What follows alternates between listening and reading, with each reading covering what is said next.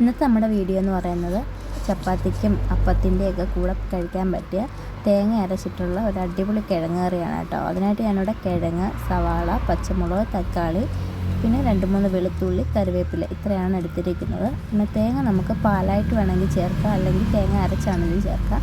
Cooker ചൂടായിട്ടുണ്ട്. ഇനി അതിലേക്ക് നമുക്ക് ആവശ്യത്തിന് എണ്ണ ഒഴിച്ചു കൊടുക്കാം.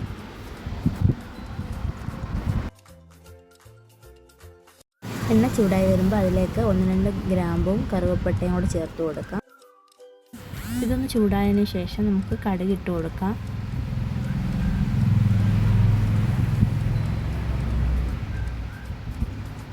കടുക് നന്നായിട്ട് പൊട്ടിയതിന് ശേഷം വെളുത്തുള്ളിയും കറിവേപ്പിലയും കൂടെ ചേർത്ത് കൊടുക്കാം.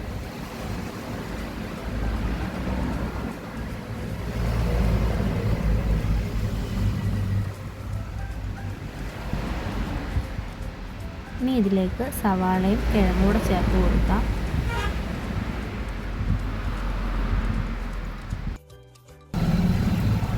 ഇതൊന്ന് ഇളക്കിയതിന് ശേഷം ഇതിലേക്ക് കുറച്ച് ഉപ്പ് കൂടെ ചേർത്ത് കൊടുക്കാം. അതൊന്ന് വഴണ്ട് കിട്ടാൻ വേണ്ടിയിട്ടാണ്. ഇനി ഇതിലേക്ക് മുറിച്ച് വെച്ചിരിക്കുന്ന പച്ചമുളകും തക്കാളിക്കയും കൂടെ ചേർത്ത് കൊടുക്കാം. ഇനി ഇതെല്ലാം കൂടെ നല്ലപോലെ ഒന്ന് മിക്സാക്കി എടുക്കാം. കുറച്ച് നേരം അടച്ച് വെച്ച് ഒന്ന് വഴറ്റിയെടുത്താലും കുഴപ്പമൊന്നുമില്ല, പെട്ടെന്ന് വഴണ്ട് കിട്ടിക്കോളും. ഒത്തിരി അങ്ങ് നല്ലപോലെ വഴണ്ട് കിട്ടണമെന്നില്ല. ഒരു പച്ചപ്പൊക്കെ ഒന്ന് മാറി കളറൊന്ന് ചെറുതായിട്ട് വ്യത്യാസം വന്നാൽ മതി.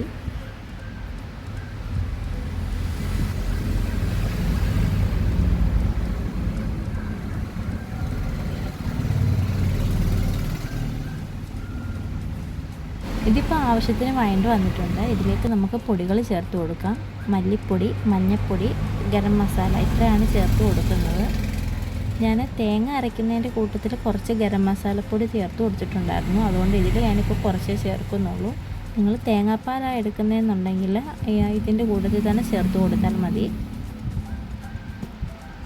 ഇതെല്ലാം കൂടെ നല്ലപോലെ മിക്സാക്കി എടുക്കണം. പൊടികളുടെയൊക്കെ പച്ചമണം മാറിക്കഴിയുമ്പോൾ ആവശ്യത്തിന് വെള്ളവും കുറച്ച് കറിവേപ്പിലയും കൂടെ ചേർത്ത് കുക്കർ അടച്ച് വെച്ച് 2-3 വിസിൽ വരുന്നിടം വരെ വേവിച്ചെടുക്കാം.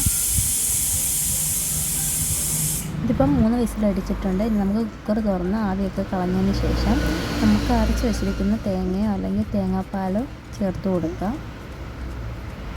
ഈ സമയം ഉപ്പൊക്കെ നോക്കിയിട്ട് ഉപ്പില്ല എന്നുണ്ടെങ്കിൽ കുറച്ച് ഉപ്പോടെ ചേർത്ത് അടച്ച് വെച്ച് നല്ലപോലെ തിളപ്പിച്ചെടുക്കാം. കടുക് താളിക്കേണ്ടവർക്ക് ഈ ടൈമിൽ കടുക് താളിച്ചൊഴിക്കാവുന്നതാണ്.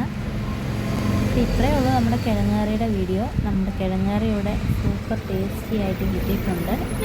എല്ലാവരും ഒന്ന് ട്രൈ ചെയ്യണം.